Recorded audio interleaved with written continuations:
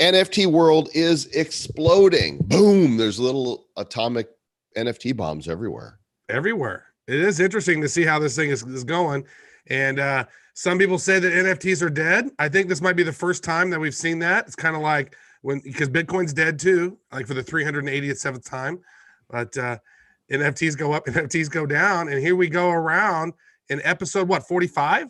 Episode 45 today, and I got to tell you, it is a packed show. You're going to want to not miss any of this, and you're going to want to share that we are with you live today. We've got the folks from BitBoy Crypto with a new series coming out, Bitverse Comics. We've got the Mike Bramlage from Quidd. If you haven't seen this app yet and heard the news of what's happening with the Quidd app, you're going to want to see this. We've got Stefan Bassan from EOS Nation coming back.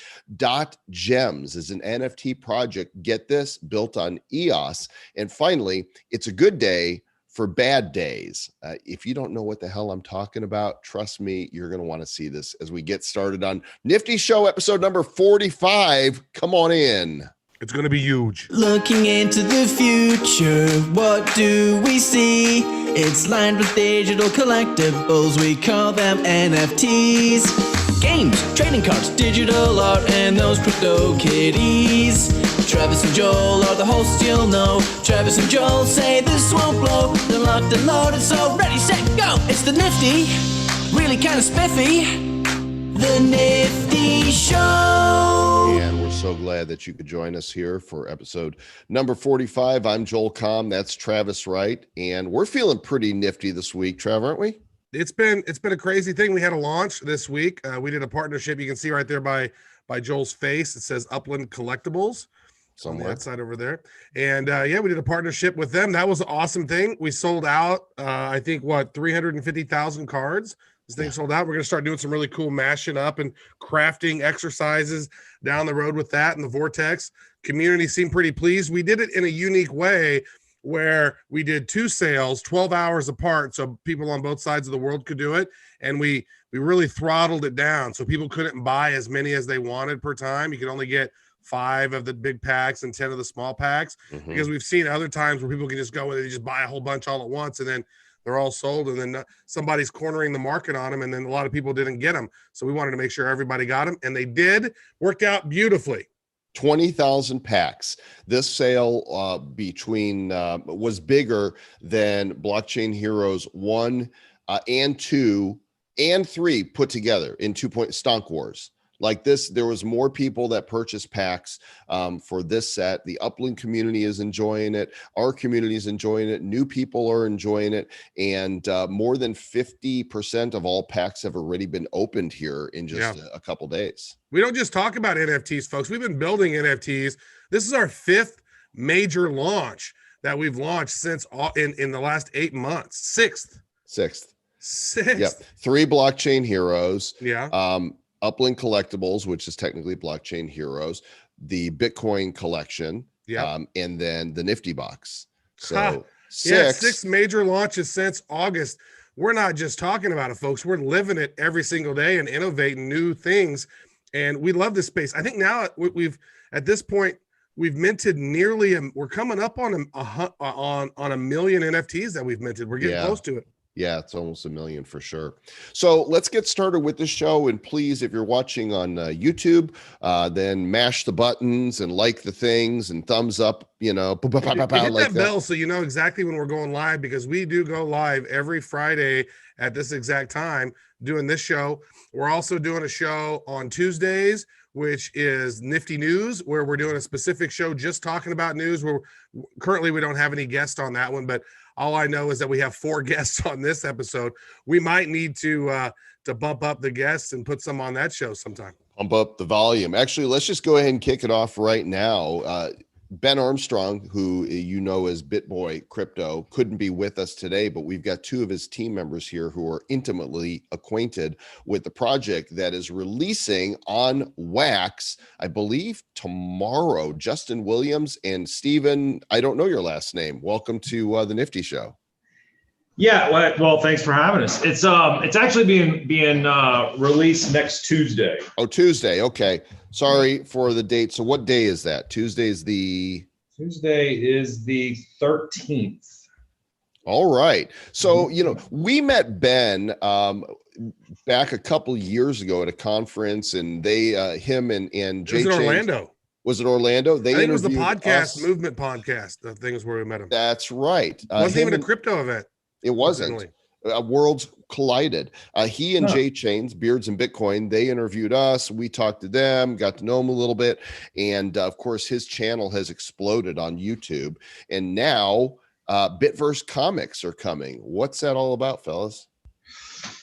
Bitverse comics. So for people that have watched Ben and BitBoy since the beginning, they know that BitBoy's, the channel was the origin was going to be a comic book themed channel, and then like a lot of us back in 2018 in January, the bear market hit, things changed. People had to get real jobs. I was one of those people. And Ben kept on grinding with the channel and turned it into a news and review channel. And so we're all blessed at this point to have the opportunity to kind of circle back and come back to the origin of what this channel was going to be. And so, which was a comic book series. It was going to be built around BitBoy as a superhero, basing everything on cryptocurrency and blockchain, and the other characters, as you can tell, as you're flipping through, have a lot to do with crypto and blockchain. So it's been refreshing to be able to come back around. This is nice. Yeah, this it's very near and dear to our hearts because we've created Blockchain Heroes, which is really about educating folks about these particular elements. And here you guys are doing that as well. And we need more things like this, I think, to really educate folks in a fun, cool way, in a non sort of, a lot of people talking over people's heads with crypto. So a lot of people don't understand it. If you can get them with a comic, and that's kind of what we thought. It's like, hey, let's do these heroes where we're actually talking about some of the key people who are in crypto who've done some amazing stuff, and let's make heroes out of them. And you guys are kind of doing some really cool stuff, in a much unique way, but teaching people about how crypto works and some of the pros and cons. It looks like. Yeah. So it's a similar to like a DC universe or a Marvel universe, but we're building it around cryptocurrency. And so a lot of these characters, and we have comic books coming out. This is actually, these characters and these cards will be a physical deck builder. So people that collect all 168 unique NFTs will also be mailed a physical deck builder game that they can play, with their friends and family at home. Nice. Here is Digital City. This is where BitBoy is the champion. Yeah, that's where it all goes down right there. I think it's just because Ben likes to wear spandex, right? What's that? Is that because Ben likes to wear spandex? Ben loves to wear spandex. Yes, wherever he's at, he's got an extra pair of spandex he puts on. So you are the co-creator with Ben, and Steven, you are one of the animators on this. So is this your first rodeo into the world of NFTs and crypto, or have you been doing this? Ben originally brought me in as to introduce me into this world of NFTs. I actually never even invested into Bitcoin before I started working here back in October. But yeah, I have a background in animating. I did some of the card art as well. And I really wanted to flesh out the characters that we're creating, because these are really cool and unique characters. As you can see in some of the cards, it's just like the equipment to add a little bit more of a backstory to all these characters. We're really proud of the product that we're creating here. What are some of your favorite ones? I mean, there's a lot of cool ones here, the different effects. So how many different effects are there, and which ones are your favorite cards, I guess? So my personal favorite is Shill. He's the rabbit right there. And he's obviously what a shill is. Everybody, that's in the crypto space knows what a shill is. And he's got the perfect crypto for any situation. And he's very intelligent, manipulative, and all that, just like any other shill would be. So that's my personal favorite. I think Ben, believe it or not, I think his is FOMO. He kind of likes FOMO. What is your favorite? I'm more of a hodl guy myself. Love turtles, and I love holding on to my crypto. I love turtles. Yeah, the hodl's a turtle, and he's also he knows magic, so he's kind of like a Gandalf of crypto. He's a magical turtle. So it looks like you've got are there 4 variations or 5? I'm trying to see. 4. There's Okay. 4 different types. There's a common, uncommon, rare, and legendary. I think it's a 1% chance out of every pack that you can win a legendary, and a 4% for the rare. So the legendary is interesting because it's the card's in the card. Right. Yeah. There you go. It's meta. It's like, okay, here's your card, but it's inside a card, and that card's inside a card, inside a bubble. It's a card within a card, exactly. Inside in a card. writing on the back of a turtle through the universe. Exactly. You got it. So there's going to be packs, right? Yeah, there's 2 packs. So there's a 10 card pack, and there's going to be a 30 card pack. So if I go to shop, will I see here? Let's see. Here we go. Bronze, Bitverse silver pack. Yeah. There we go. There's your odds right there. There's a countdown clock for 3 days, 19 hours, 47 minutes, and 53 seconds. And there is the 30 card pack.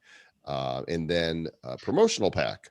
That's the promotional pack that comes out Monday. He's going to test the site with it. It's actually got some pretty cool cards in it as well. There aren't in the they're not going to be inside the 2 other packs. So. Oh, very good. So how many of each pack? So there's that's a 10 and a 30, but there's there's 42 unique character, equipment, location, mashup, team up cards, and then there's 4 rarities for each one. So there's 168 total unique NFTs, and like I said earlier, whoever collects all 168 will get a physical deck builder game mailed to them. Okay, what I meant to say was how many packs of each are you selling, and how much are those packs? Right now, I think it's about the 6,000 for the silver pack and 4,000 for the. No, it's 6,000 and 3,000. 6,000. So it's 9,000 total. Okay, and how much are those? They're going to be $9.99 for the silver and $24.99 for the gold. Nice. We kind of kept it low, and want everybody to be able to afford a pack. So. Right on. So you guys mentioned a game that you're sending out, like a physical deck version of that. If everybody collects all 168, how do they prove that to you? It's like, I have all 168 in my wallet. Do you check periodically and then send them an NFT that says you have all 168, or how does someone verify that they have all those cards to earn that? We're going to work with Wax on that. We've been in talks with Jassy and Paulo, and they're going to help us out with the verification with Wax Scan and all that to be able to verify. And we're probably going to have to do it at a certain date, a timestamp, a date where we'll know who has it. So yeah, we're also, we're going to be offering that for sale as well on our merch site too. So once we get that printed out and the game mechanics worked out, we're actually going to be offering that to buy as well. Nice. I have another question. So, BitBoy, his YouTube, he's got last I checked, he's closing in on 1 million followers on his YouTube. About 800,000 almost. 800,000. So that means every one of his fans can get like 1/10 of a pack. There you go. So have you guys thought about how to throttle that down and how many packs can be purchased at one time? Because what might happen is, like, somebody comes in and buys a bunch of them all at once. Is there any limitations on the buying? Well, no, we haven't thought about that. That's a good question though. Maybe it's something you were going to think about it, because if not, you're going to upset a lot of fans if somebody comes in and buys all of them in one big swoop, and then they corner the market and then are reselling them and they're the only ones that have them. So you might want to at least throttle that down to maybe 20 and 10 per, and then they could have like a 1 minute refresh. That's what we've done with our last. Actually, we did this the last time we did one. We launched on Saturday. Actually, it was Tuesday. We launched, and we did 5 of the big packs and 10 of the small packs, and that seemed to because it's not. We found, as having launched 6 of these so far, is that's not about trying to sell out in as few of seconds as possible. It's about allowing more fans the opportunity to buy the packs, because if not, then a whale will come in and buy a whole ton of them, and then they're the ones who control the market, and they're just selling packs at a ridiculous premium. So find a way what makes sense to you guys. So did y'all your first release, did y'all have an issue like that? We have. Really? Oh yeah. Well, we've done multiple releases now. And so, we live and you learn as you go Right. along how to best handle this. So, now, are you, since you guys are going, you're built on, looks like, a wax template site, are people paying in credit card or Credit card. We're going straight credit card. I think that's going to be the best move. And what's interesting? I was having a talk with somebody about NFTs, and my belief is NFTs, that's going to be the onboarding of more of a mainstream audience. Mm-hmm. And one of those things that's going to help with that is the ability to buy with a credit card. You have this hurdle with crypto having to, when somebody wants to invest, whether it's in an NFT or if it's in a certain project, you got to teach them how to get a wallet. Then you got to teach them about a seed phrase. And then you got to tell them to go to Coinbase. And then they got to do that. Then they got to send this over to buy this coin.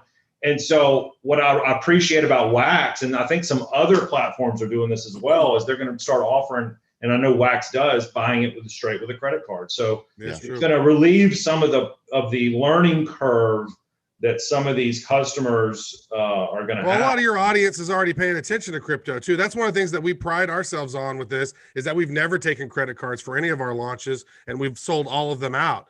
And so it's like, we're teaching people about blockchain, and what we're going to take we're going to take fiat currency. So I think there's a balance. Secondary market. Yeah, I think there's going to be a balance there. I think in order to onboard more users, to eventually, educate more people, you're going to have to ease them into this. You're going to have to, baby food first before you can feed them steak. I think that's going to be long term. Go ahead. Little baby spoon. Baby spoon. Feed them some milk. There comes. There you go. Feed them some milk before you try to, shove steak down their mouth. Here comes the choo-choo. Eat the damn steak, baby. That's right. Well, you guys will learn from your experience as well. Is there anything else you want us to know about the set or the launch? We're just super excited about it. We're excited to be back to the origins of where this all started with BitBoy Crypto. So we really appreciate you guys coming on and are having us come on and educating people about it, and make sure y'all go out and get a pack of them. This thing will sell out in a minute or two, depending on how you throttle those things down. So I'm curious. Well, I'm glad you said that. I'm definitely, when I get off, I'm going to send a message over to Paulo to figure out, the best option for throttling that down. So yeah, because I'm looking at, if you only have 3,000 of the big packs, I'd be like, I'm going to go in there and buy 100 of them all at once, and then I'm going to be able to go and sell them for 5x on the market the next day, right? Yeah. So you got to think like that. A lot of people are not hodling; they're trying to flip them, and so you want to kind of not get I don't say you want to discourage the flipping, because people are still going to, you want people to collect these and have fun with these, and too many people try just to flip them and make money on them instead of enjoying the actual cool artwork that you guys created. Yeah, appreciate it. Yeah, that's something we didn't think about, so I appreciate you guys letting us know. There you go. Deliver the delight. This is cool stuff. Really like it, guys. Best of luck. Well, good luck to you. Yeah, Justin, Steven, good luck. We'll be watching. I'm sure we'll be picking up some packs ourselves. So definitely. Good luck, fellas. Big fan of BitBoy. We love Ben. Good dude. Yeah, man. Well, he's always spoke very highly of you guys. So I guess we need to send him some money then, huh? Yes, that's right.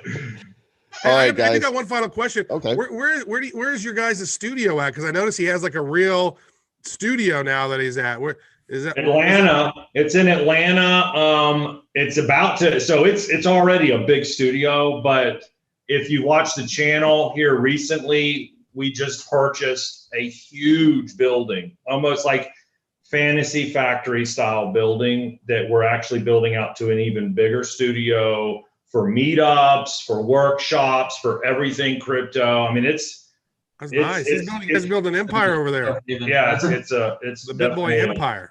That's right. BitMogul. There you go. Thanks, guys. All right, take it easy. Bye, guys. See you, fellas. Well, there you go, Sir Lord Travis. That was cool. BitBoy coming your way. So many launches coming, and as we're waiting for our next guest here, I want to tell you about. There's a couple more that are coming that some of you might not know about. Tomorrow, which is Saturday the 10th, there are 2 launches happening at the very same time. Which I'm like, oh, could you guys not do that, but they're doing it. Actually, today was the 1 megabyte block for moment 5 of Bitcoin Origins, and they lowered the supply this time down to 7,500 1 megabyte blocks for $20 each. Took them a little longer to sell out this time. I was kind of surprised, but that was today. Tomorrow at noon Eastern is the 2 megabyte block, which again, I think they've lowered the supply from last time, and those are the $200 blocks. But at the same time is the follow-up to the horrors. It's Alien Horrors, and those are happening at ultrarare.uk. And so I'm like, oh, I need to clone myself because I can't. I know that ultra rare, I know both of them are going to sell out super fast. So It's like I got to have one browser open with logged into this wallet, and then I got to have another browser open logged into my Anchor wallet, because there's too much activity going on. Way too much. It's exciting times in the NFT world for sure. Speaking of which, our next guest. Yes. Cool stuff. We discovered the Quidd app probably, I don't know, like almost a year ago. Trav, was it? It's been a while. I think it's a little bit over a year ago. We were looking at, because we were talking about digital collectibles, and then we learned that the team at Quidd had originally come from Topps Digital and were the original OGs of digital collectibles. And they went over and created Quidd, got some funding, and built this thing up. And we were like, wait a second, these are the real OGs of digital collectibles. And here we have with us Michael Bramlage, the CEO of Quidd. How are you doing, Michael? I'm well, Travis. Thanks for having me. Yeah, dude, this app has absolutely exploded, and it started as an in-app collectible item with your own in-app currency, right? Yeah, that's exactly right. It actually, like, the origins were actually at Topps. I joined there in 2011 or 2012, and was sort of tasked with figuring out how you can like reinvent this brand, which is an amazing brand, right? But reinvent it digitally. And we stumbled upon a portfolio of digital trading card apps around 2013, this thing called Topps Bunt. That was a pretty big success for Topps. And I became convinced that we were on the cusp of a format shift, right? If you view collectibles as a store of value, plenty of stores of value we use every day, whether it's like, fiat, like paper money, or let's say stocks. At one point they existed in paper format, right? And eventually they converted to digital because that experience was just 10x better. So I became sort of convinced that, like, hey, look, I think maybe code will replace cardboard. And I think that, we have enough digital natives that have grown up with video games that we are totally ready to have like legitimate digital collectibles that collectors, speculators, investors will all want, to own a piece of. So yeah, so I left. I co-founded Quidd. Quidd's basically a marketplace for buying and selling digital collectibles. And to your original question, yeah, we started out as very much like a free-to-play mobile game, but like actually like a really bad free-to-play mobile game where it wasn't that much fun outside of just collecting more and more stuff. And when I say free-to-play mobile game, I mean, you basically use in-app purchase to buy currency, use that currency to buy more collectibles. And back then, if you wanted to, you could barter those collectibles with other collectors. But you'll notice in that loop, there was no money out, right? There wasn't ever a path to get money back out. And so we sort of realized that, I would say, in parallel with like everything happening with like CryptoKitties and NFTs at the time. And we're like, look, this just isn't right. This is suboptimal. There's a huge element of collecting that has an economic incentive to it, right? Even if you love the IP and you want to complete the set and you want to hold it forever, at least in the back of your head, hey, if I spend $1,000 on this, I could probably sell it later on eBay and recoup some of my money, and you wouldn't feel so bad about it.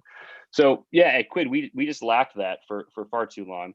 Well, so does Bunt. So does Major League, the Topps Bunt app. You still pour money in and you can't really get money out.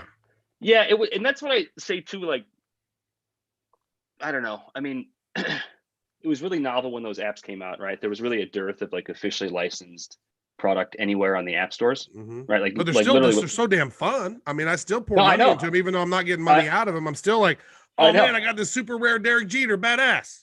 I know. Well, and because who doesn't love opening packs, right? Opening packs is just it's like the best part of the experience, right? It's got the anticipation, it's got the rush, it's got the thrill, it's got like the randomization where you don't know what you're going to get.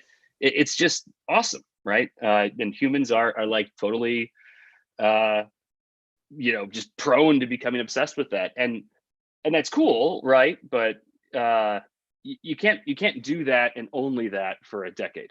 Right. You also have to recognize that a big part of real world collecting, whether it's like art or wine or watches or pieces of cardboard, is the aftermarket, right? It's what you do with it after you have it, right? And one of the challenges with that, the Bundt model or the old Quidd model, is it's just consumption. It's just consumption, right? And you're mostly consuming from a primary market, from a licensee.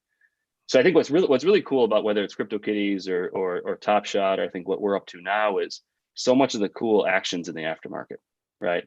And like who you're buying from really isn't us; it's a fellow collector, Right.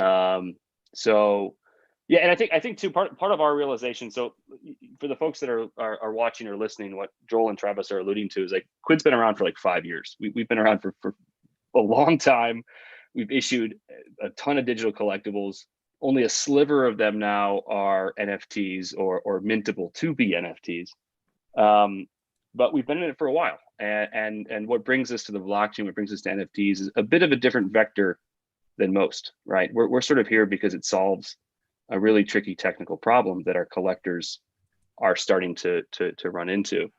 But yeah, look at all the brands though. I mean, look at this. They've got Atari just did a big thing through Quidd. Marvel's in here, Star Trek, Funko, Sanrio, Rick and Morty, Adventure Time, Mickey Mouse and Disney, Care Bears, Magic the Gathering, Bob's Burgers, one of my favorites, Hello Kitty. The list goes on of top level IP that have collectibles in Quidd. But Yep. You guys are part of the Animoca Brands family, Yep. and it was announced very recently that you are starting to blockchainify these collectibles in the app, that people will, if they own it, they'll be able to mint it and trade it or sell it on blockchain. Yeah, that's exactly it. And I think what really makes this unique isn't just this really broad assortment of like beloved brands. It's also that the the path that someone takes to actually get an NFT, it's a bit unusual, but I do think it mirrors the physical world quite a bit. So we are issuing new sets of collectibles that are already NFTs. We've done some auctions on OpenSea as of like last week. We're also releasing sets in Quidd that you can collect and own off chain, but when you want to, you can press a button to mint it on chain. And then the third thing we're doing with this mintables concept is old content. It sounds like such a oxymoron, but we have like literally super vintage digital trading cards on Quidd that are 5 years old. Those items as well at a future date will be able to be mintable. Now, I can't say that every single brand is going to be mintable. I can't say which specific brand or brands immediately will become mintable. That would tilt the market in a way that we don't want to do. But it's essentially our stated intent over time to ensure that if you as a collector own an item off chain on Quidd and you believe it's worth putting on chain, you have the agency as that collector to do that. And the metaphor for us is I grew up collecting baseball cards, and like 90% of the stuff I had in my binder, I just wanted to keep in my binder. It wasn't worth sending to PSA to get graded and authenticated, right? It wasn't worth insuring, right? You wouldn't slab it, you wouldn't put it in safety deposit box. But there was like 10 to 5 to 1% that was the pinnacle of your collection. That's like, dude, this is just so valuable. At a minimum, I have to protect this thing, right? And at a maximum, I want to own this thing for 100 years. So what brings us to the blockchain, I think what makes novel this notion of taking old content and making it mintable at the decision of the collector is it really mirrors that path that I think all of us took when we started out collecting physical objects. So that's really where we are now, is you can basically collect for fun off chain, keep it on Quidd. You can sell it in our cash-based aftermarket. You're looking at listings and sales for those cash-based items right now. And if you get a number one, if you get a super rare item, in the future, you'll be able to mint it because you want that you want that permanence, you want that persistence. Do you know right? we're And going to that's be able to mint that at? Are we talking? So, I mean, if I look at Animoca, I know that everything that they've touched with the blockchain so far has turned to gold. And I'm just curious, are you building your own blockchain? Are you building it on another blockchain? Are you Mhm. using an existing blockchain? Like, I know because with this Atari stuff, you're putting that on Ethereum and you got these gas fees. Like, Mhm. is there anything you can tell us about where some of these are going to be going and where they can be minted? Yeah, that's a good question. I don't think it's up to us, to be honest. I mean, when you buy a baseball card from Topps and 5 years later, you think it's a value and you want to preserve it, you don't have to go to Topps and ask necessarily for permission as to, which grading company to send it to or which safety True. deposit box to store it. So like, look, I don't think we can lose if our North Star for every decision is what is the most pro collector thing we can do. And I I love think in that.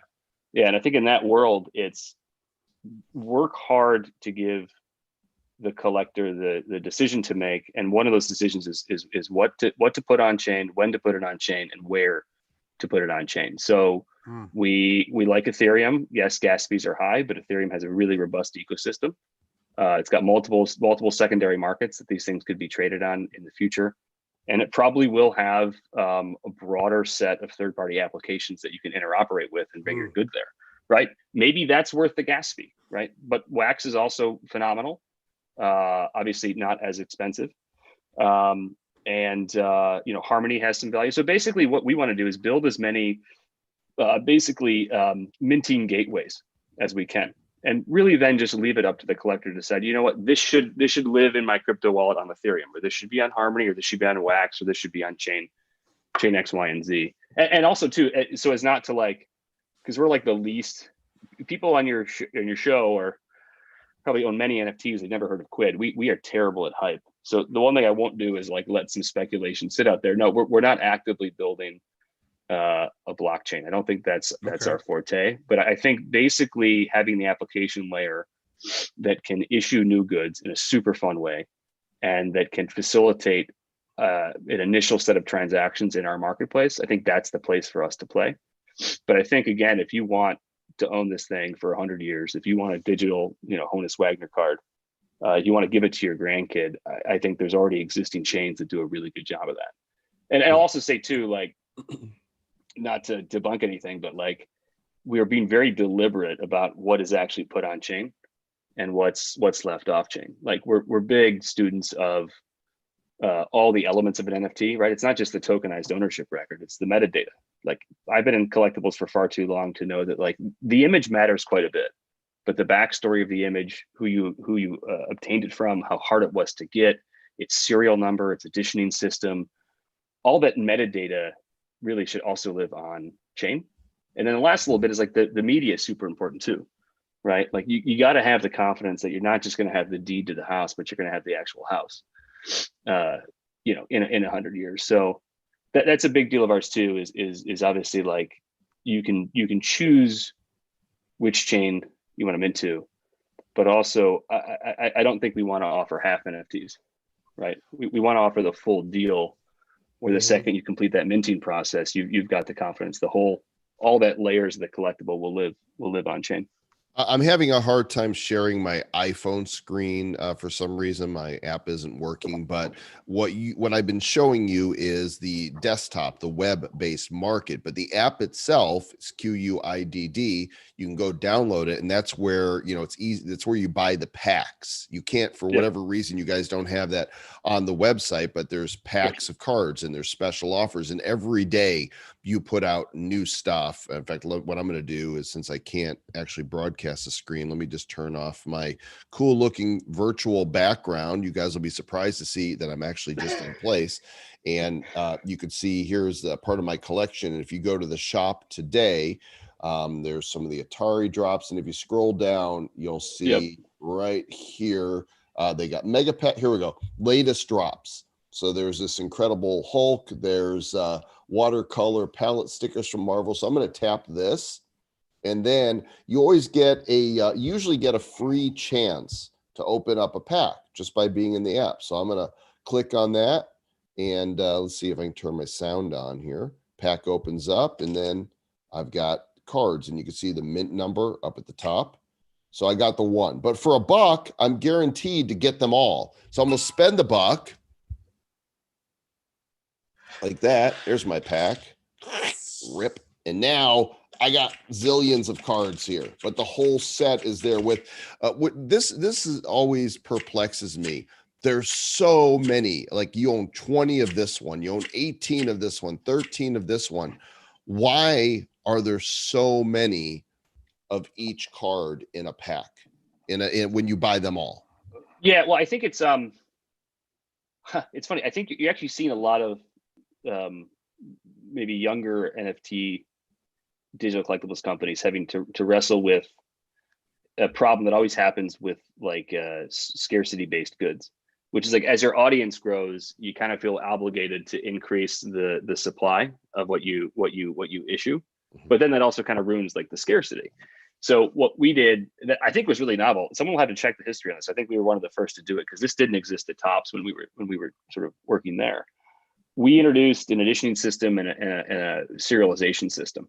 So every item on Quidd is stamped with a unique serial number. It's basically number 1 or number 2 out of a denominator. And the denominator determines the exact amount that exists in circulation ever. And we literally built the system so like a producer can't type in the wrong button, right? And it says like there's 10,000, but really there's like 20,000. We literally can't fudge it because that denominator is so utterly important.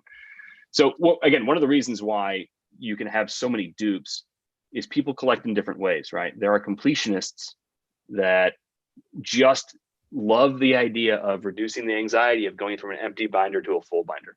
And for them, it's not about the high value items, right? It's about just getting to completion, right? So they're totally satisfied in completing a set with, number 1,000s out of 5,000.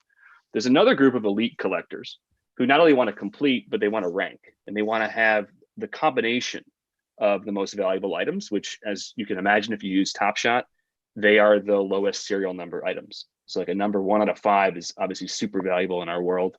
And there's a group of collectors that will just pursue those ones or those lows. So yeah, one of the consequences of trying to appeal to a large number of collectors, not just investors or speculators, but those that just love the experience of collecting, is you may wind up with a lot of dupes.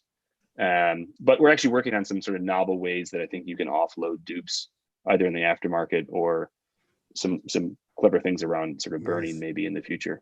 But yeah, that's why you get a lot of dupes. Yeah, I have a question around that. So for example, with Panini, I think I'm like the number 30th or 31st best collector of the series. I've collected as many of those Panini cards because in my mind, I'm going, wait a second. These cards are digital collectibles that predate NBA Top Shots. And I'm like, there's freaking low mint Kobe's in here. There's low mint LeBron James's in here, right? Yeah. It's Steph Curry's and Kevin Durant. And so I'm like, I've gone in and collected a whole bunch of these. And what I've noticed is that if you've collected a certain amount of them, then you're able to get a reward or an award card, but some of those have expired. But in some cases, there were 30 of a card, but only 6 of them were ever claimed. Mm-hmm. So what happened to those other 24? Did they get burned? Or are you going to do a deal like you did with Marvel, where you did a mega pack and some of those rare award cards that were never claimed, those were actually I would love to see that with the Panini set, because I know there's a bunch of high level Kobe's and LeBrons out there that were never minted. Yeah, it's what zooming out. The space is so wild. It's one of these spaces that's like sort of counterintuitive, where like people always want new licenses, and of course we can't expose anything, but we're obviously very much on the offense now with the cash aftermarket in place, because that basically changes our business model. But people are really like lustful for new licenses. We get that. We're working hard on that. But there's also this notion of what do you do when you let a license expire, right? In the old Topps model, that's the end of the world, right? Because you can't continually produce more content. You can't get collectors, I hate to say it, but on the content treadmill, just constantly cycling. Mm-hmm. But with Panini, that was like an awesome experiment that turned into a great sort of business decision, because only producing them for a 3-month period and then stopping basically left a limited amount of circulation in our aftermarket that it could be capped forever, or we could have deals in the works, who knows, to basically, come back strong in 2021 or 2022. But what you wind up with, just like the physical world, is this like super vintage content that, because it was produced for a limited time and then cut off, actually is incredibly valuable. So to your question, exactly. And this is where, like, our model is not, get the one of one refactor Mike Trout from 3 years ago. It's get the Mickey Mantle from 70 years ago, right? That's what we like. We like the 70-year-old stuff. But to your point, Travis, it is on a case-by-case basis where we're no longer producing the license. You're not going to find that stuff ever in a mega pack. Where we are actively producing the license, that's the stuff where after a certain period of time goes by, maybe the account is dead, that stuff could wind up in a mega pack. So basically, if you're actively pursuing those officially licensed NBA trading cards on Quidd from 2019, I would say count on, for those cards specifically, the only place to get that is from another collector and never from a pack. They will never come from a pack again. Those are gone. No, 3 months only. Never. And like, this is the cool thing is, like, some companies don't want to exert that discipline because in the short term it's painful, right? Because you just pump out more content, you can make more money. I think for us, being in a position to exert that discipline and say, nope, like, it's done. Wow. It's NBA actually Top great. Shot fans need to be listening. I think that's a clue. Well, no, exactly. Well, yeah, I don't want to give up too many of our secrets, but like fixing supply and letting collectors know at the start of a season how many will exist of a player. I don't know why card companies don't do that, or why digital card companies don't do that. Well, they never have. They never, in the past. Well, it's because their bread is buttered by making more cards. Of course. We got just a few minutes left here, Mike. 2 questions for you. The first one is there anything you can say about is Quidd Goes blockchain about a Quidd token? Here's what I'll say. Possible? We've been studying the space for sure, right? We've looked at like what Rari has done. Obviously, Rarible has done with the Rari token. Mm-hmm. We've looked at Ecomi and Omi and sort of like studied them. I think generally the 35,000 foot level, like we like to be really kind of slow and deliberate and really study it before we do it, which means we don't need to be the first, second, or third to do something. Right. It basically lets us like learn from others. That's probably why when we talk about our mintables and making them NFTs, it's novel. It's something you don't see anywhere else. And I think it's going to be the most pro collector way to get that 100 years, permanence that you can only get with the blockchain. So yes, we've studied it. Yes, we've looked at. I've like nothing to announce about it, but I will say there is a role for a reward mechanism in collectibles ecosystems that is not earned via liquidity. There are a lot, think of it this way. There's a lot of things that collectors do, and it's the collectors, not the companies. The collectors do it that sustain the hobby. And you have to realize I was at Topps not during the boom period that the sports card market is. I was there during the very fallow period when literally 300,000 baseball card collectors kept everything afloat. The people that persist these things, it's not the companies, it's the collectors. And so we know there's certain behaviors that happen in the physical world, like working card conventions, right? Or like just telling the stories of cards to the next generation. These are things that collectors do to sustain it for decades that don't necessarily provide value to that collector in the form of a transaction. So we basically have a whole host of things that we need our collector community to do to make our collectibles, even the old ones, even more awesome. And we've looked at incentive structures and reward mechanisms that may or may not be meted out in a token. There you go, gang. Could be coming. Final question, really brief answer, and then we got to let you get on with your day and drinking your coffee and whatever other things the CEO of a collectible app needs to do. We've spoken offline about perhaps finding a way for blockchain heroes to enter into the Quidd ecosystem. Is that a conversation we're still having? I'll put you on the spot. It's funny. I have a policy where I do not comment on even like being coy about any sort of potential deals, but maybe I'll break my policy for this one. Yeah, I mean, if you'll sign the contract, we'll we'll do it.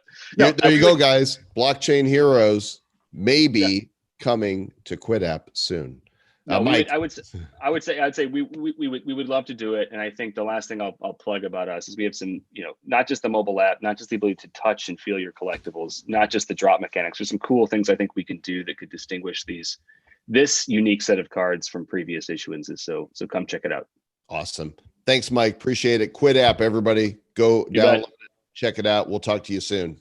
Thanks so much, guys. Take care. Thank you so much, Mike. One final thing before you go. I know my daughter, she's sitting right here, loves your app. She's in there buying cards all the time, going, oh, and selling, wants to sell stuff on the marketplace. She's 15 and loves it. So, I mean, you're hitting all the generations with this app, man. So great stuff. Thank you. And that's the last thing. Remember, we could do that with baseball cards, right? You could hit on great baseball cards in the 80s and 90s and have it for 20 years, and all of a sudden you're rich, right? So we're not very clever. We just studied how the physical world works, and we're copying that and making it better digitally. So that's beautiful. Travis, that's awesome news. Thanks, guys. You're cleverer than you think. See you, Michael. Bye. Take care. Right. I tell you, I buy stuff every day in that damn app, Travis. Every day. And if we can get Blockchain Heroes out there to expose that property to the Quidd audience, think how many more people would enjoy that and then would come to Wax when they find out. I think I'm one of the biggest whales when it comes to that secondary market, dude, because I've been in there buying Kobe's and buying LeBron James. Dude, I got 70 or 80 LeBron James cards. I got 25 Kobe's or more. I don't even know. I got so many just because I'm like, I know these are good. Dude, I think I've cornered the market on Kevin Garnett's cards. Every time I see one of the certain ones go on sale for under $10, I grab them, and I know I got like at least 30% of them. It's funny. You're building a Panini empire over there. I might have to have a sandwich too with it. All right. Our next guest is a repeat guest to the Nifty Show. He is Stefan Bisson with EOS Nation. And what's really interesting about this project that he and the team are working on called Dot Gems is they are creating brand new artistic NFTs on EOS. Stefan, welcome back to the show, dude. Thanks for having me on again. It's great to be here. And yeah, like you just said, we're super excited. We're launching the first pack series of NFTs on EOS, and that's going down tomorrow. So Dot Gems is our NFT studio. We launched our comic book on Wax last year for Halloween, Van City Outbreak, which I was on the show to talk about earlier. Now we're also launching on EOS, on Atomic Hub on EOS. So we're trying to kickstart the scene on EOS with 2 releases going down tomorrow. Chestahedron NFT artifacts. That's what these are here. And by the way, for those of you that don't know, there wouldn't be a Wax without EOS.io, right? Wax is a fork basically of EOS.io. So a lot of the things that Wax can do, EOS created that functionality, and EOS can do as well, which is why on Atomic Hub, you'll see there's a drop-down menu to be able to go to the EOS chain. Exactly. So us as EOS Nation, we're block producers on both EOS and Wax. And we've been since the start. So our expertise is really building on EOS.io on these 2 chains. So we've been building NFTs on Wax. Now we're starting to build NFTs on EOS. So if you want to scroll up, we can go through one of these articles. Let's start with the Dream Big series, the second article on this page. Right here. I'm going to click big. Click it. So this series, Dream Big, is actually an open fan art challenge that we sent out to the entire crypto art community. So anyone could submit a design and be part of this collection. So in the end, we have 49 different artists that submitted designs for this collection, and we ended up with 52 designs across 3 rarities. So it's been a pretty big project, and we've had a lot of fun finding these artists in the Twitterverse.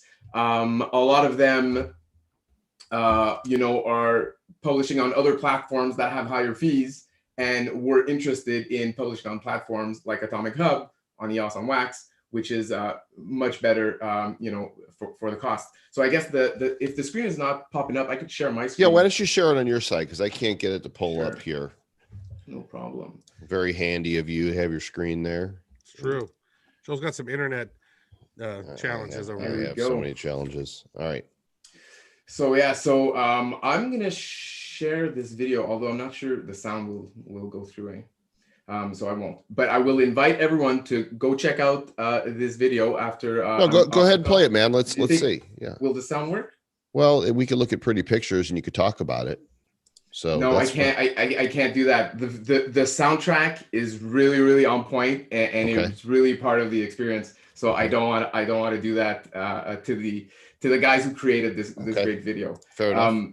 So I'll just go through the collection here. So what we're doing, so we're sharing the revenue with the artist. We're also going to be sharing the secondary sales revenue to the artist in the form of NFTs. So these NFTs are going to have the rights to the secondary sales, and these artists can either hold it for the passive income over months or trade it on the markets. And we're also going to be running more art challenges in the future with different themes, and allowing you know, more artists and onboarding more artists into EOS in the process.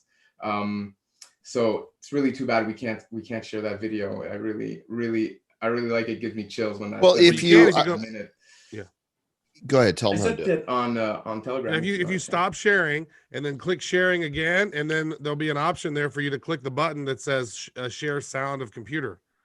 Right when you hit the share sound, you're asking which page you want to There you go. go. That's down at the very bottom. You're a pro. It's very zoomy. Here we go. We're good. Yep.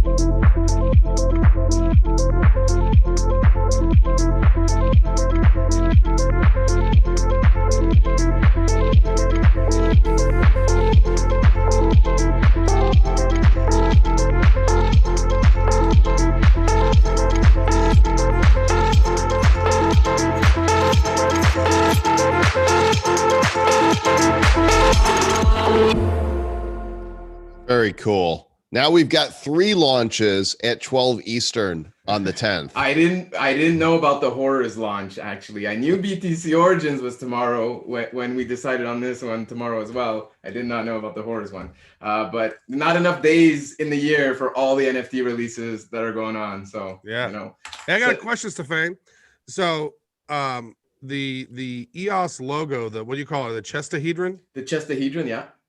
So was that a made up thing? Because I know the platonic solids is sacred geometry. There's the tetrahedron, the octahedron, the hexahedron, the icosahedron, and the dodecahedron. What the hell's a chestahedron? Whoa, taking it to the streets here.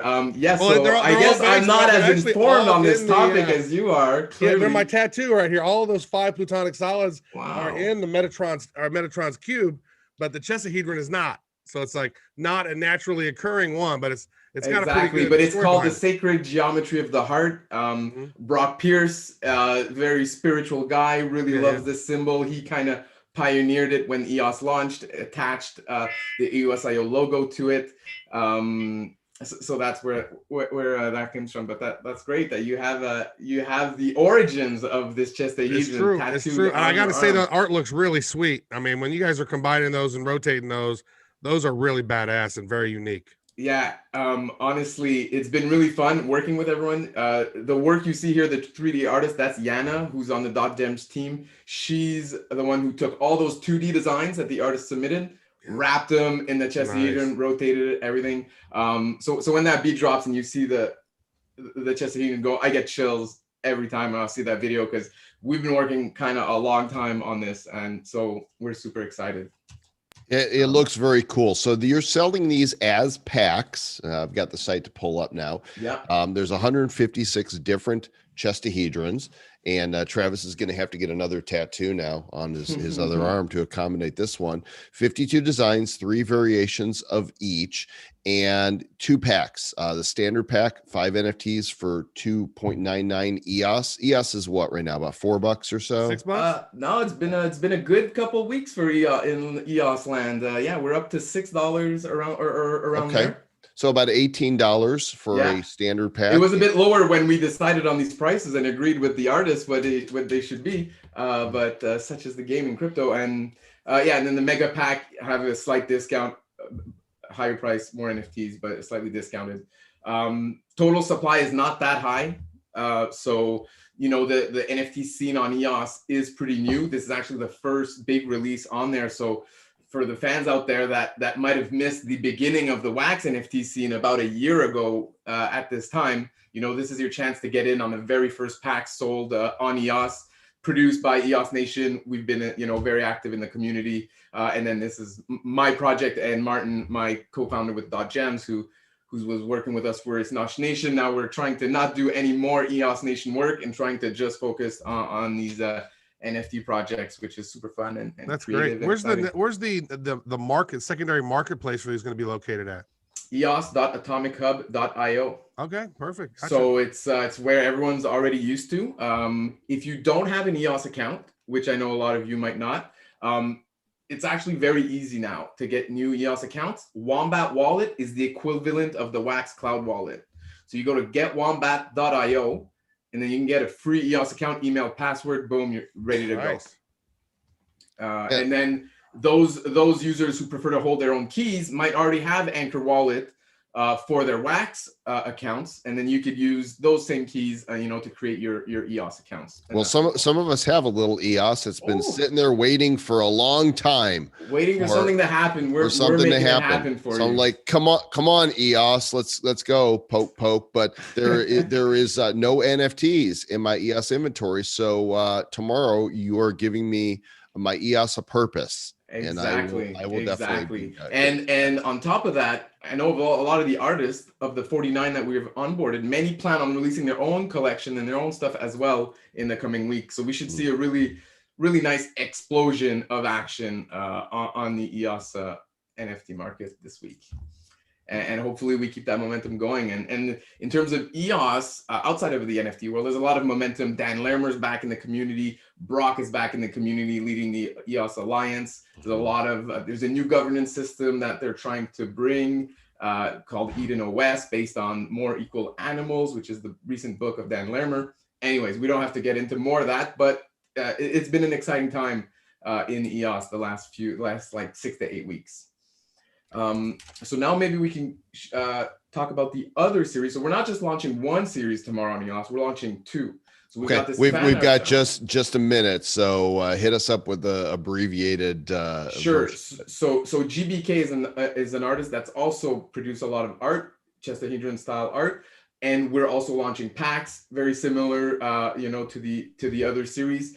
And this one is more exclusive. There's actually 5 times less NFTs, a bit pricier, more fine art style. And GBK is an artist that EOS fans will recognize their work from 2018 because he was publishing a lot and it's been shared in the community. So if you want to learn more about this series, go to .gems.io. You'll find another trailer video for the GBK series. You'll find the information you need. And there's tons more to talk about, but I know we're on the time crunch. Let's do 2 launches at once. Yeah, we didn't want to just do Let's one. not do just one to see how it goes. Let's do both of them at the same time and just throw it all to the wind. Yeah, and they're both chestahedron themed, which is really the uniting symbol for the EOS community. So we felt it was fitting. It's pretty cool to do that one, to have that launch be the first one for EOS. So best of luck. So yeah, super excited. And follow us on Twitter, join us on Telegram, join the fun. Cool. Thanks for coming back again, Stefan. Good luck. Thanks for having me, guys. Appreciate it, bro. I want some chestahedrons. Yeah. You need to load me up on some chesty. I want some legahedrons too, and some armahedrons. So how about a hedahedron? I already have one of those. Travis, we've already had 3 awesome guests today, and we've got another one. This one, is this the bonus episode? I just discovered this project a couple days ago. I'm like, what? I discover these things, and I'm like, where are these hiding? How do I not know? Badassers, you guys need to be filling me in on stuff when you see it and tagging us, because there's so much cool stuff going on. And so added this segment here. Just in the past day. The project is called Bad Days, and Damien is with us to tell us about it. Yo, bro, what's happening? Damien, say words. How are you, Joel? Yeah, I'm good, mate. There you go. Turn your camera on for us. We got your audio, but now we can't see you. There you are. Beautiful. How are we all? Doing good, man, and excited about this project. In fact, I think what I want to do here, if it's okay with you, is I want to play this video and let people see, and then we could talk about what it is. Does that sound good? Sure. All right, let me turn the sound on. Here we go.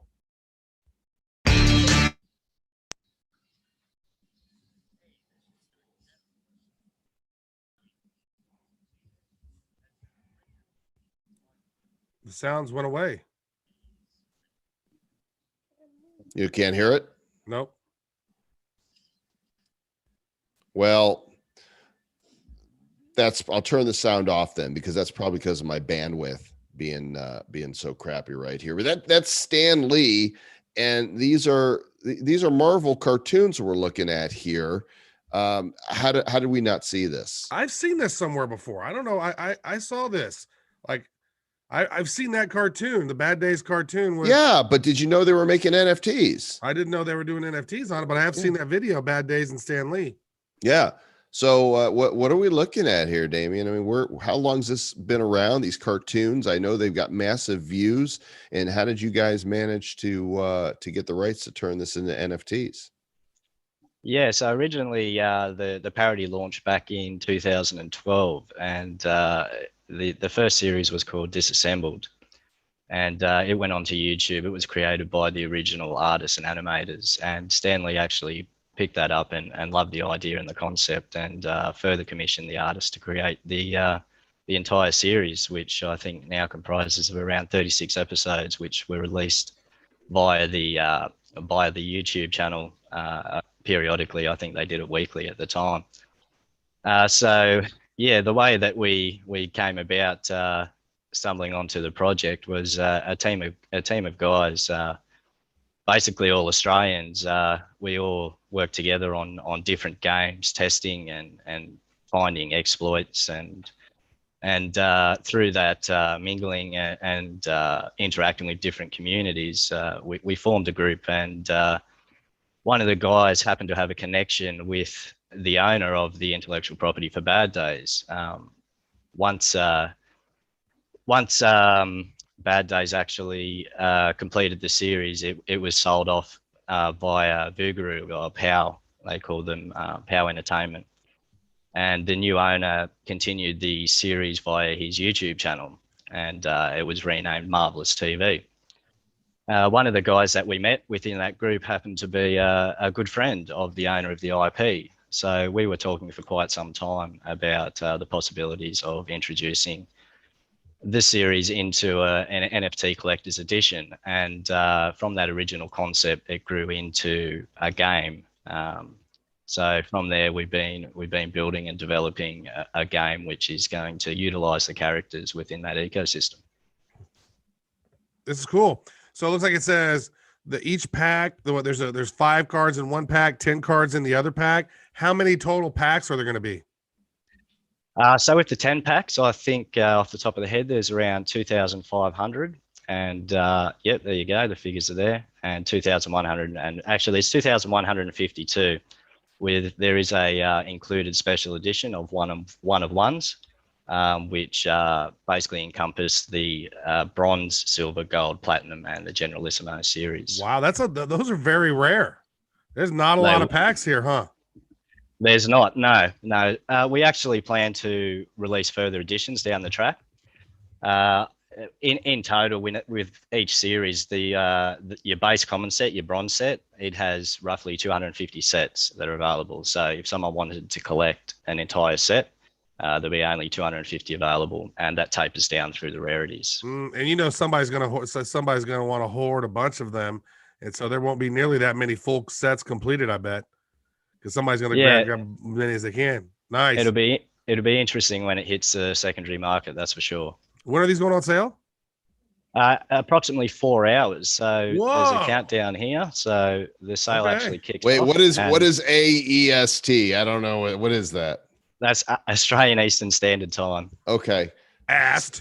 Yeah. So 4 hours, guys. So it's 6 o'clock here on the East Coast. So 10 o'clock this evening. These packs go on sale. You see, you thought you spent all the wax you were going to spend for today. You have not. Because now you see these and you're going to FOMO just like we are, because we're going to buy some packs. Damn it. They're all pre-minted, and there's 6 one-of-ones. 6 of them. What is the golden ticket here used for? There's 14 of these. Okay. So the golden ticket is basically, it's a special edition that we've included that's going to bridge from wax to the Ethereum ecosystem for our gamed app. So what that will do is entitle the owner to exchange it for a utility NFT within the gaming ecosystem. We've also got another little special bonus down there at the bottom. You'll notice in the lithograph edition, we've selected one lithograph, which is a one-of-one. The owner of that lithograph will be entitled to claim the real life asset. So we have the lithographs, and we're ready to send it out in the mail to the owner of that, that particular NFT. That's beautiful. They're autographed by Stan Lee. Nice. So the sale is happening on marvelousnfts.com. Is that where people can purchase that, or is this happening on Atomic? No, it's happening. We're actually launching directly on our partner DApp called Nifty Packs. So this is a new DApp. Not a lot of information's out there, but I've just recently updated the website. You can have a look. So these guys have been working tediously on designing a decentralized marketplace where projects can come and launch their NFT series at very low cost. It will include pack building, randomization. It'll also, you'll be able to customize the store for your project. Future iterations will include personalized links and so forth, so that people can come directly to your store to purchase your products. Okay, so where do we go to buy is the question. Okay, so on the countdown will actually switch to a link at the finalization. Right here. Okay, so we're just going to camp right here and wait. So there's going to be a button that shows up right here. That's correct. Yeah. Okay, and we're going to buy with wax, correct? Yeah. So we thought that. I'm a big believer in supporting different ecosystems, and I like to learn about different blockchains. Actually, one of our team members introduced us to Wax, and from that introduction, it's just rapidly grown from obtaining a plot within the Uplift world. We've been building on their Minecraft server there, so we've got a plot which soon I believe is being released to the community. We'll have access to get into this server. So we're really excited about the possibilities of what we can do on the Wax side of things there, incorporating NFTs into mining and rewards and such. So yeah, it's a very exciting prospect. I really love what's going on within the Wax ecosystem. Travis, if only there were projects coming out, if only people were building. If only there were people to talk to about that are doing NFT things now. It's like they're so hard to find. Yeah. I did not imagine when we started this show that we would go, I thought maybe 2 guests in a show. 3 was like, hey, there's too much going on, we got to add a third, and now we've added a 4th, and the show that was an hour is now an hour 15, and pretty soon it's just going to be the Nifty Network, 24/7 around the clock with new projects coming on. And yeah, it would be the NNN, the Nifty News Network. Yeah, and we're never going to sleep. We're going to Nifty around the clock, and we're just going to see all these cool projects and FOMO and all the things that we don't There'll have. be no bad days. There will be no. Why is it called Bad Days? I never did get to that. Yeah, so it's called Bad Days because the animations actually depict superheroes having a bad day. So it's a range of unfortunate events. It's very comedic in the way that it's set out. If you get on, you'll find yourself addicted very quickly. My kids absolutely love it, and they've tortured YouTube multiple times going through the episodes, watching. So yeah, check it out. And I'm gonna check out some NFTs in my wallet here soon. Yeah, so once you guys get onto the Nifty Pack stat, all the magic happens with inside that app, including your pack opening, animations, everything that would happen in a general marketplace. So it's all incorporated within the one app there. That's great. MarvelousNFTs.com. If you guys happen to be watching the show live, then you're in time to participate in the launch, which is happening in a time zone that matters on the other side of the world. But to us here in the US, it's 3 hours and 48 minutes and 18 seconds. Yeah. Question though, real quick. How much are those packs going to be? So the 5 packs are $10 US. So there's a converter on the DApp. So you simply click the button and it will do the conversion for you. Are we paying for them in wax, or are we paying for them with them in credit card? No, wax only. Okay. Yeah, so the 10 pack is $19. There you go. So 10 and 20 pretty much. Fair enough. A reasonable price in this day and age. All right, Damien, we're going to be watching you. It's going to be a good day for Bad Days. Thanks a lot for having me. Yeah, man. Thanks for coming on. Good luck. Cheers. Bye. I just posted the link in the top chat over here in YouTube, so you can see marvelousnfts.com/wax.whatever. So go click that. And put another prawn on the bobby. That's right, because they don't call them shrimps down there. It's just an American thing. Put another shrimp on the bobby. You wouldn't do that. They call them prawns. Trav, I'm niftied out, man. There's now 3 launches tomorrow at noon. I don't know how I'm going to manage it all. I'm going to need now I need 3 wallets open at the same time. I don't know how to do this. I don't know. Why don't people do NFTs around the clock instead of doing them all at 12 o'clock Eastern? Screw Eastern. You know what? How about this? How about with our next launch, we change it? We're going to pioneer a new time to launch. It's going to be NFTs. 12 o'clock Central. I was thinking maybe something like 3:25, right. How about 4:20? We do all our launches at 4:20 from now on. Are we launching BOSAC NFTs? Yeah, we're launching BOSAC NFTs at 4:20 p.m. Awesome. You got anything else you want to talk about? Man, it's been crazy. It's exciting times. I just want to say thank you to everybody who's tuning in. There's still more people watching that have clicked the upvote. So click the upvote. And then if you want to make sure that you hear our stuff, hit that bell thing too, so you know when we're going live. That's what that's what people are supposed to do when you're tuning into YouTube's. So that's your job, is to listen to our free content and click the thumbs up button. Oh, I see Jimmy's over there. Jimmy's in the chat. What up, Jimmy? I see Dow Stellar over there. Shout out to James Jeffel. There you go. Super Geek, Crazy Fire, Ian and Lou. Adam Veneer, what is up, folks? Kevin Battinger, great dude. Let me tell you about next week, gang. We've already got 4 interviews scheduled for next week. What? Yeah, it's going to be super fun. I've been talking to several of these guys here for several weeks to get everything lined up to coordinate with their launches. All these products are top quality. One of them is called Exit Limbo. Do you remember the Nifty Box promotional drop that you got yesterday with that rhino? Yeah, it was awesome. It was like some angry rhino cinematic NFT thing. Oh man, they're badass. That's Exit Limbo. They're going to be coming on the show. And then just finalized with let me get the cat's name here so I get it right. The project is like I'm sorry, I'm going to get it wrong because I don't have it in front of me, but it's something like the magical world of Dr. Zamzi. This artwork is so cool. You're going to freaking love it. They're coming on. And then we've also got, check this out.